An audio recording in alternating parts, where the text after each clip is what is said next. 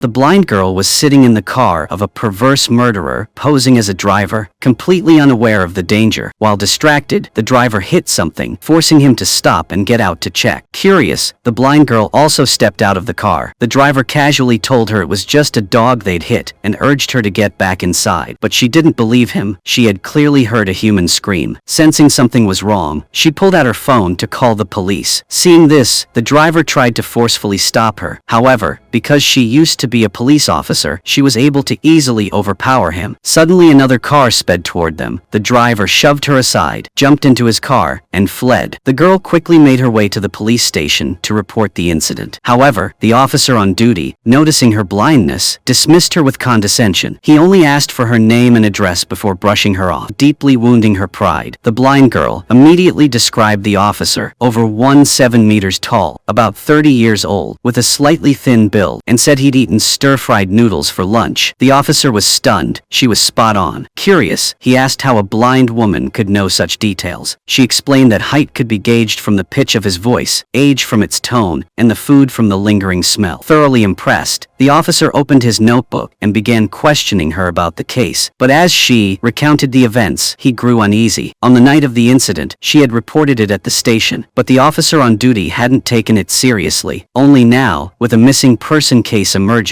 did they recall her report. The police chief asked if she had any more details. After thinking carefully, she said the driver was about 1.7 meters tall, around 40 years old, and likely left-handed. The chief asked how she concluded he was left-handed. She recalled that on the night of the incident, when the driver handed her a coffee, she felt a watch on his right wrist. Since watches are usually worn on the non-dominant hand, she deduced he was left-handed. The chief nodded, finding her logic convincing. She also mentioned feeling the car's seats, which were made of real leather, and noted that the driver had thoughtfully adjusted the car's temperature, indicating it might be a model taxi. Based on her analysis, the chief established the driver's characteristics. However, despite searching extensively using these criteria, they found no clues. At that moment, a thug arrived at the police station, completely contradicting the girl's account. He claimed to be an eyewitness to the incident, stating that the vehicle that hit the person wasn't a taxi, but a well-known imported car. This put the police chief in a bind. Faced with the testimony of a blind girl and a thug, he found neither fully credible. However, the thug's final claim obliterated his reliability. He said the driver had stuffed the victim into the back seat. The girl immediately refuted this, insisting it was impossible since she was the one sitting in the back. She sharply asked the thug if he was motivated by a reward. His expression shifted, and the police chief promptly grabbed him by the ear, dragging him out of the interrogation room. The thug hurriedly left. The chief then continued investigating with the girl, taking her to various locations to pursue the case. That day, shortly after she got into the car, she asked the police a few questions. After a while of talking, both their expressions suddenly changed. The blind girl and the policeman realized that the thug might not have been wrong. The policeman felt very frustrated. The two witnesses to the hit-and-run kidnapping were unreliable. One was a thug, and the other was a blind person who couldn't see anything. Moreover, their statements completely contradicted each other. One said the vehicle involved was a taxi, while the other said it was an imported car. The policeman was in a dilemma. In the end, he decided to trust the convincing words of the blind girl. Right after, he drove her nearby to investigate. But then, the girl turned back and told him that she had remembered incorrectly, and that the thug's statement was actually correct. The policeman was extremely surprised and immediately questioned her again. The girl explained that she had just heard a distinctive sound from the policeman's car, a sound similar to one she had heard when she was in the car that hit someone. The policeman had also confirmed that this sound was unique to fastback cars, and not found in domestic taxis. This indicated that, although the thug had lied, he had actually seen the car. The policeman quickly called the thug, who had been dismissed earlier, but the thug's phone was turned off. At the same time, the thug was on another call with his friend, saying that the police didn't believe him at all, and that the reward he was about to get had slipped away. Just then, a man was quietly following him from behind. Feeling something was wrong, the thug quickened his pace and even started to run, but the man behind him chased after him. He jumped into a small corner to hide, losing the man trailing him, but unexpectedly his phone rang at that moment. He quickly silenced it, and the man didn't seem to hear it, continuing to run forward. Thinking the danger had passed, the thug stepped out to keep walking. Suddenly, a figure emerged from a nearby alley and attacked him. Before losing consciousness, he clearly saw the face of the attacker. It was the driver who had hit someone on that rainy night. The driver raised a brick, but suddenly, a noise came from a nearby house. Someone was coming out to throw away trash. The driver quickly dragged the thug into a pile of garbage and hid himself. The person throwing out the trash didn't notice anything unusual, tossed the bag, and turned to leave. Then a phone's ringtone suddenly sounded from the garbage pile behind her. Following the sound, she dug through the trash and found the injured thug. She immediately screamed, calling for her husband. The call was from the blind girl. She noticed that the police chief's repeated calls went unanswered, so she used her own phone to call. They were heading to the thug's house while calling, but as they got close, they saw an ambulance ahead attending to someone. Upon closer inspection, the person being loaded into the ambulance was the thug. They immediately followed. The blind girl realized she had misunderstood him and felt deeply ashamed. She stayed by his bedside all night. Fortunately, the doctor said the thug's skull was unusually resilient and he was not in danger. Sure enough, the next morning, he woke up. The blind girl hurriedly apologized, but he was resentful, calling her a useless blind person who shouldn't speak recklessly. Devastated, she returned home and remained despondent that evening. Her guide dog, sensing her mood, lay on her and quietly comforted the blind girl. Late at night, the blind girl received a call from a stranger. As soon as she heard his voice, she knew it was the driver who caused the incident that evening. She immediately urged him to turn himself in, warning that otherwise, he'd live in fear for the rest of his life. But the driver laughed loudly, warning her not to talk nonsense or her life would be at risk. His arrogant attitude made her realize this was no ordinary driver, nor was it his first time killing. After the call, she immediately tried to contact the police chief, but no one answered. Determined, the blind girl decided to leave her house to warn the thug. However, when she arrived at the hospital, she couldn't stop him. He was adamant about leaving. He went to wait for a train at the subway station and saw the blind girl board the opposite train, with the driver following closely behind her. He immediately ran over, but the train had already left. He quickly called the blind girl to inform her of the situation. The blind girl put on her headphones, turned on her phone's camera, and with her guide dog followed the directions given by the thug to get off the train and escape. It was late at night, and there was no one in the subway to ask for help. Fortunately, through the video, the thug saw an elevator ahead and guided her toward it. She ran frantically toward the elevator, but just as the doors were about to close, the driver forcefully pried them open. He stepped into the elevator and stabbed a syringe into her neck. Her guide dog immediately lunged at him and bit him. Enraged, the driver raised a knife and tried to stab down, but even though it was injured, the dog used all its strength to pull him out of the elevator. Despite taking multiple blows from the driver, the guide dog stubbornly refused to let go until it saw the elevator slowly ascending. Only then did the dog close its eyes in relief. When the elevator reached the next floor and the doors opened, passers-by found the unconscious girl and rescued her. After receiving the news, the police chief took the blind girl and the thug to an orphanage, arranging protection while trying to uncover the driver's identity. That day, the chief finally found the vehicle involved in the case, but he was killed by the driver from behind. The driver used the chief's phone to send a message, learning the location of the blind girl and the thug. That evening, during a heavy rain, the police guarding the orphanage noticed car headlights shining from across the street. One officer got out of the car to investigate, but was ambushed as soon as he knocked on the window. The attacker was the driver. He broke into the orphanage, stabbed and injured the thug, then chased the blind girl to the second floor. She tried to call the police, but in her panic, she dropped her phone into a crevice. Thinking quickly, she plugged a drill into an outlet and poured water on it, causing a short circuit. The entire orphanage plunged into darkness. In the pitch-black chaos, she managed to evade the driver's pursuit. She successfully fled downstairs. When the driver chased after her, she used the cover of darkness to lure him into a room where she spilled fuel and locked the door. However, the driver managed to escape, overpowered the blind girl, and brutally beat her. Fortunately, the thug regained consciousness just in time and attacked the driver with all his strength. The thug then grabbed the blind girl and ran outside, but the driver, coming to, chased after them. As the blind girl and the thug burst through the door, the driver shoved it, causing them to fall to the ground. The blind girl fainted, motionless. The thug and the driver began fighting. Nearby, the blind girl heard the thug's agonized screams, overwhelmed with panic. Her mind flashed back to a car accident 3 years earlier, when she had also been unconscious on the ground, hearing her brother's desperate cries for help while she was trapped, handcuffed in the car, unable to escape. In the end, her brother had fallen from a height with the car. This time, she resolved not to let tragedy strike again. With all all her strength, she struggled to stand. She unknowingly picked up a stone from the ground, then approached a car and smashed its window, triggering the alarm. The sound drew the driver's attention. Standing by the car, the blind girl tightly gripped the stone in one hand and her ultrasonic device in the other. As the driver approached, she struck his head with the stone, knocking him out with precision. At that moment, the police arrived and apprehended the driver. Through her actions, the blind girl proved that intelligence and courage are the true eyes of a person. The movie ends here. Thank you all for watching. Goodbye and see you again.